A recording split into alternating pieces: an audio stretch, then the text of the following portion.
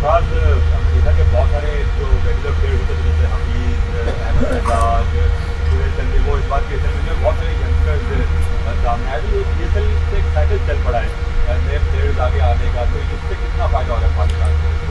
देखिए बिल्कुल पीएसएल एक ऐसा प्लेटफॉर्म है जिससे यहाँ से लड़के खेल के एक एक्सपोजर मिलता है और पाकिस्तान टीम के लिए नुमाइंदगी करने का मौका मिलता है। और जहाँ तक रही बात जो प्लेयर पिक नहीं हुआ, आई थिंक ये कि टीमें कम हैं और थोड़ा सेटबैक है, ये कि अच्छा भी नहीं लग रहा बिल्कुल कि वो सारे प्लेयर सेलेक्ट नहीं हुए। मुझे उम्मीद है कि इंशाल्लाह कोई ना कोई ऐसी पॉसिबिलिटी बनेगी कि ये सारे प्लेयर भी जो हैं वो टीमों में शामिल हो जाएँ और यंग प्लेयरों के लिए अच्छा प्लेटफॉर्म है कि वो आएँ यहाँ पे परफॉर्म करें और पाकिस्तान के लिए लंबे अरसे से खेलें। आपके हाथ से निकल चलेगा क्या कहेंगे?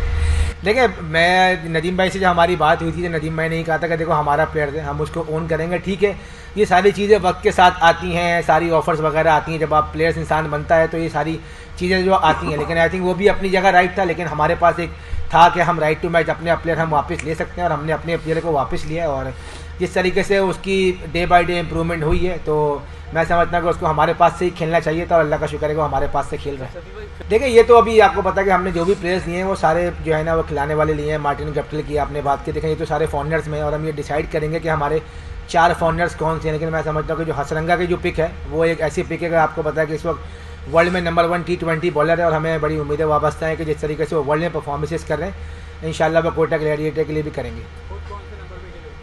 मैं 4 नंबर पे खेल रहा था, अभी हो सकता है इससे ऊपर भी आ जाऊँ।